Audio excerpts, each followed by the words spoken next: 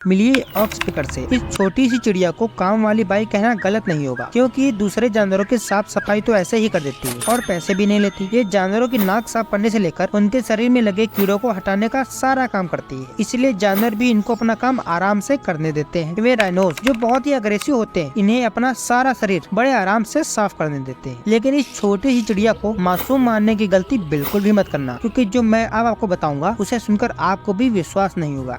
भले ही ये जानवरों का सारा शरीर फ्री में साफ करती है, लेकिन अगर इसे कहीं भी छोटा सा भी घाव दिख जाए तो ये उसे भी नहीं छोड़ती। उसे खा खा कर इतना बड़ा कर देती है कि उससे खून निकलने लगता है और फिर इस खून को मजे से जूस की तरह पीने लगती है। और इससे भी खराब बात जानते हो क्या है कि ये बेजुबान जानवर खड़े रहने के सिवाय और कुछ भी नहीं कर सकते।